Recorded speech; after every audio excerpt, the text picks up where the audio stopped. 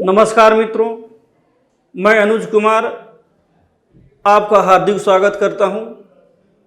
आज मैं आपको संत कबीर के बारे में बताने जा रहा हूं। चलिए शुरू करते हैं। कबीर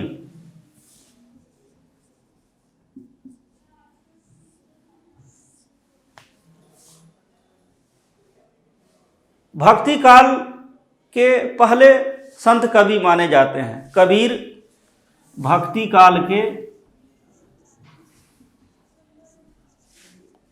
प्रथम संत कवि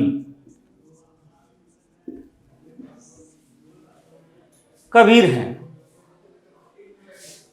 इनके गुरु रामानंद थे। कबीर के गुरु रामानंद थे। ऐसे रामानंद जी के 12 शिष्य थे।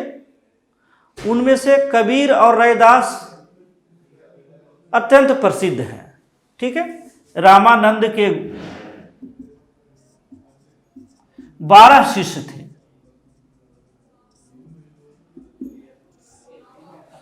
कबीर के गुरु रामानंद जी थे और रामानंद जी के 12 शिष्य थे। इनमें से कबीर और रैदास सर्वाधिक प्रसिद्ध हैं।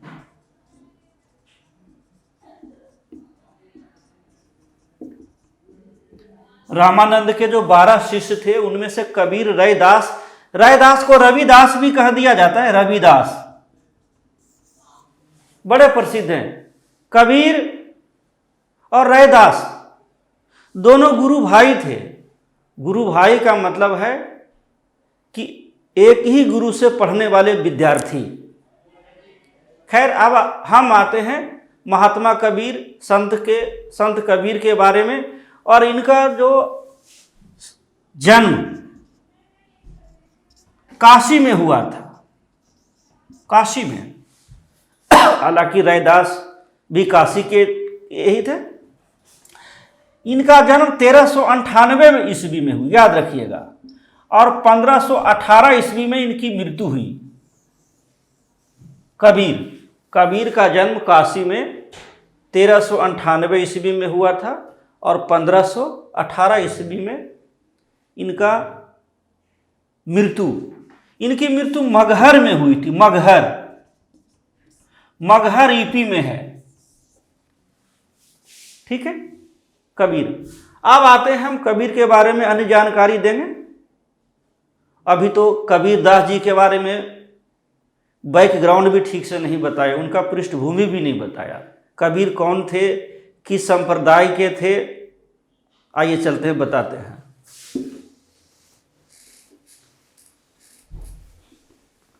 कबीर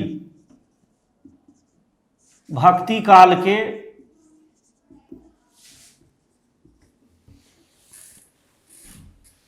निर्गुण काव्यधारा के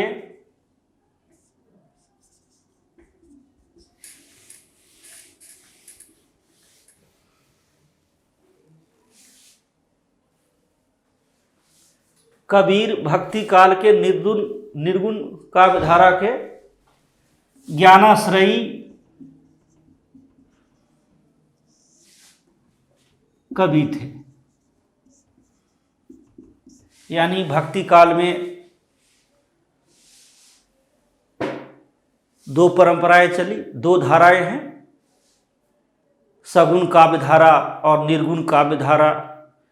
निर्गुण काव्यधारा में संत मत हुए। कबीर संत मत, इनको संत मत भी कहा गया, संत मत। दूसरा सूफी मत, जो मुस्लिम कवि थे। और सगुण काव्यधारा के अंतर्गत फिर उनकी 2 शाखाएं हैं, राम भक्ति धारा, कृष्ण भक्ति धारा। तो हम बता रहे हैं कबीर के बारे में। कबीर जो हैं निर्गुण काव्यधारा के निर्गुण भक्ति शाखा के ज्ञानाश्रयी संत थे। संत मत थे। इनको संत मत भी कहा जाता है। इस शाखा में ईश्वर को निराकार, सर्वव्यापी, घट घटवासी,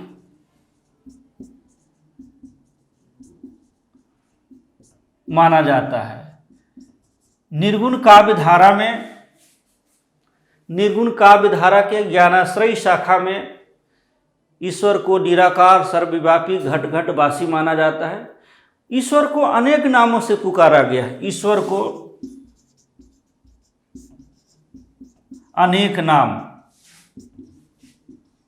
जैसे अल्लाह, अल्लाह, राम, रहीम, केशव, करीम, विष्णु, विशंभर इत्यादि नामों से पुकारा गया है।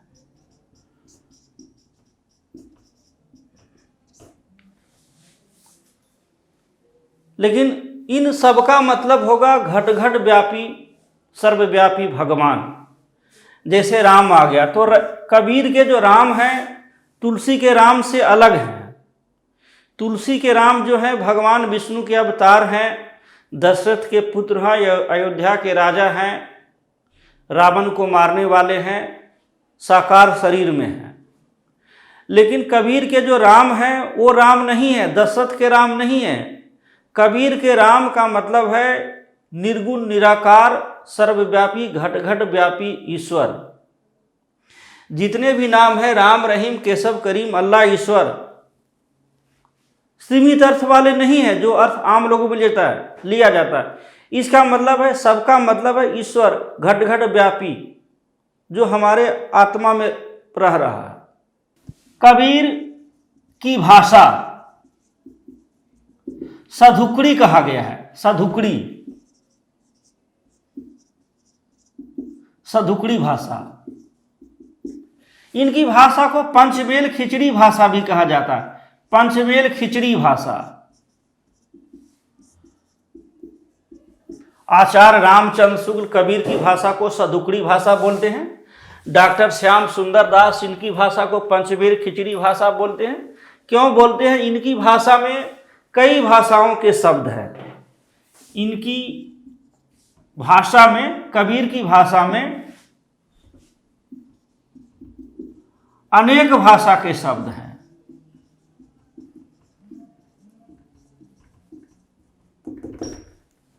जैसे हो गया खड़ी बोली, भोजपुरी, ब्रजभाषा, अरबी, फारसी इत्यादि भाषाओं के कबीर की भाषा में है। इसलिए इनको खिचड़ी भाषा, सधुकड़ी भाषा कहा गया है। अब इनके शिष्य जो थे धर्मदास, पूछता है कि कबीर के शिष्य का नाम क्या था? धर्मदास था। और इनकी रचनाएं जो है बीजक एक धर्म ग्रंथ है। इसके लेखक कबीर हैं। कबीर बीजक में ऊपर चलते हैं। बीजक याद रखना, बहुत पूछता कि बीजक के लेखक कबीर हैं। और दरअसल जो बीजक, जो कबीर का लिखा हुआ, इसके जो संपादक हैं धर्मदास, बीजक के संपादक है। कहा जाता है कि कबीर दास जी अनपढ़ थे। अपने संदर्भ में लिखते हैं, कहते हैं, मसी कागज छुयो नहीं, कलम गही नहीं हाथ। इसका मतलब है कि कबीर दास जी अनपढ़ थे, लेखनी यानी कलम और स्याही को नहीं छुए थे, कलम भी नहीं पकड़े थे। तो कबीरदास जो कुछ बोलते थे वो इनके शिष्य धर्मदास लिखते थे।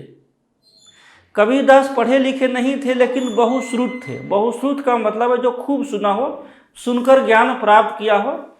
कबीरदास साधु संगति में रहते थे, घूमते थे, ज्ञान प्राप्त करते थे, अनुभव करते थे। उन्होंने जो कुछ देखे हैं, अनुभव किए हैं, वही लिखे हैं और उनके शिष्य धर्मदास लिपिबद्ध किए हैं। उन्होंने जो कुछ लिखे हैं अनुभव के आधार पर लिखे हैं। इनकी रचना है बीजक। इनके 3 अंग हैं, साखी, शबद, रमैनी। बीजक में 3 तरह की रचनाएं, साखी, शबद, रमैनी। ये शबद लिखा है, शब्द नहीं, शबद। साखी क्या है? दोहे। कबीर के दोहे को साखी कहा जाता है। साखी जो बना है साक्षी से बना है। साक्षी, साक्षी का मतलब गवाह होता है। साक्षी जो है संस्कृत का शब्द है, उसका मतलब गवाह होता है। तो साक्षी का जो तद्भव रूप है साखी, तो कबीर के दोहे को साखी कहा गया है। कबीर के दोहे को साखी इसलिए कहा गया है कि कबीरदास जी जो कुछ लिखे हैं वो खुद उसका चश्मदीद गवाह हैं। उन्होंने कहीं से पढ़कर, कहीं से सुनकर नहीं लिखे हैं, अपने अनुभव के आधार पर भी लिखे, आधार पर ही लिखे हैं। जो कुछ लिखे हैं किसी के बात सुनकर के नहीं है, अनुभव के आधार पर लिखे हैं। तो जो कुछ लिखते हैं उसका गवाह खुद है, इसलिए कबीर को दोहे को साखी कहा गया है। अब शबद, ये जो कबीरदास के भजन हैं या पद हैं उसको शबद कहा गया है। जैसे इनके भजन अत्यंत प्रसिद्ध हैं, रहना नहीं देश वीराना है, या मोको कहाँ ढूंढो है बंदे, या चदरिया झीनी रे झीनी। तो ये जो कबीरदास के भजन हैं उसको शबद कहा गया है। रामायणी में क्या है? ये दरअसल रामायणी क्या है? रामायणी से बना है, रामायणी। इसमें दोहा चौपाई मिक्स है।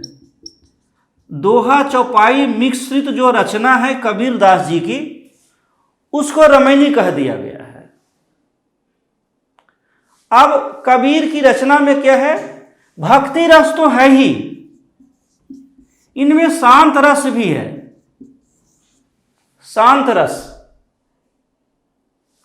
शांत रस इसमें क्या होता है? वैराग्य की भावना होती है, वैराग्य की भावना। शांत रस में वैराग्य की भावना का वर्णन होता है। इसका जो अस्थाई भाव है, शांत रस का अस्थाई भाव जो है निर्वेद। निर्वेद का मतलब होता है संसार को त्यागने की भावना, माया मोह का त्याग।